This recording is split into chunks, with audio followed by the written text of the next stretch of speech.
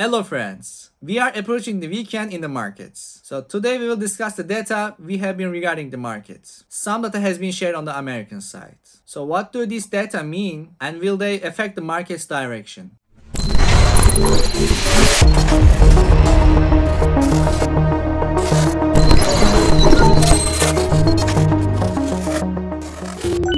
In the coming days, will the current rise in Bitcoin's price continue or are we still expecting a significant drop? So in United States, balance sheets are still being disclosed. So as companies like Meta, Amazon and other big companies approach the end of the year and they will reveal their profitability and future policies. The positive earnings reports from these major companies have slowed the descent for some time. However, among them, only Apple's balance sheet hasn't been released yet and it is expected to come out early next month. I think it's essential to keep an eye on global data because after Netflix announced their profit last week, it saw a 20% increase. Someone who opened a short position in American stock market at this time might find themselves in trouble for not considering general market data before taking a position. So some investors only evaluate their investment in the stock market.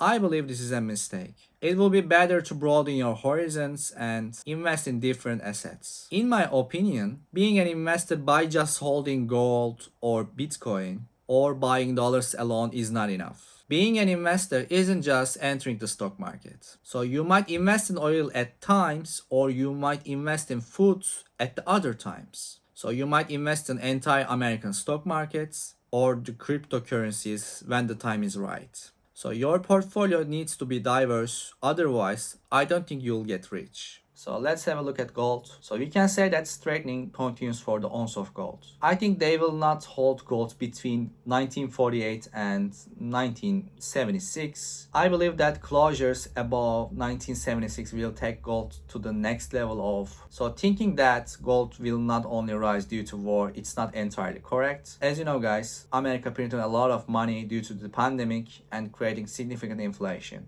So we've seen this inflation not only in products but also in companies and stocks. So this money printing leads to asset inflation. So what is this asset inflation? When everything is gaining value from stocks to the price of any product you buy at the markets, I think gold hasn't responded enough to this inflation. In terms of dollars, gold definitely deserves to reach higher levels. As I said, this is not only related to war, but directly related to America's inflationary structure. In previous periods, there was a belief that whenever America reduces inflations and interest rates, gold can rise more easily. Because interest rates are very high and there is no reason for investors to invest in gold. But for now, we can make such a comment. Even though interest rates are high in America, there is not as much confidence in the markets as before. We are currently in a period where there is no interest in American bonds. American bonds continue to lose value constantly. In the diversified safe haven in the world, there are two products, American bonds and gold.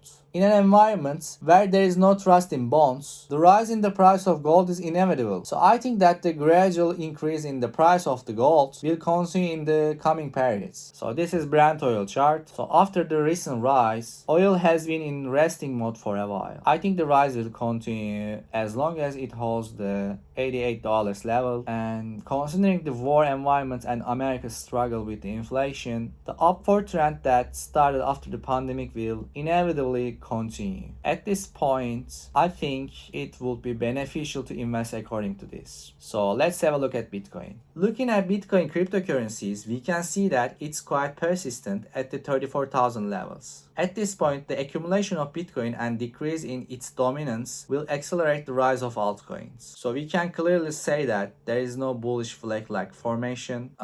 Flag formations occur in such breakouts. You can also see this in Bitcoin dominance. I will show you guys, don't worry about it. As you can see, after breaking the $35,000 level, I believe that the journey from $36,000 to $39,000 will start quickly. I can advise those who are determined to open short positions to be careful. But for the opposite scenario, we can say that the support level that needs to be followed is $34,400. As long as Bitcoin continues to hold this level, it will also maintain this flag.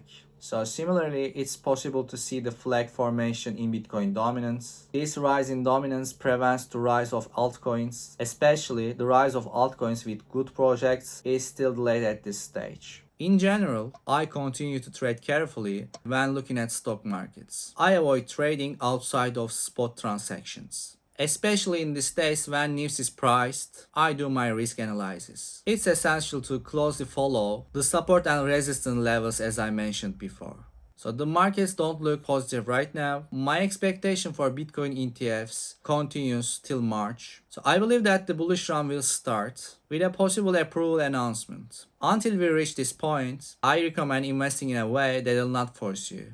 So if you haven't made a purchase during the more than 2 years of decline, I don't think you should be in a hurry now. Otherwise, you may lose money in a scenario when Bitcoin falls as much as it rises. As I mentioned, I predict a stable rise in gold and silver. You can also look at bonds by looking at companies' balance sheets. As developments occur in the markets, I will continue to make videos like this. So guys, if you like the video, don't forget to subscribe to our channel and turn the notifications on to not to miss out any opportunities. See you in the next video.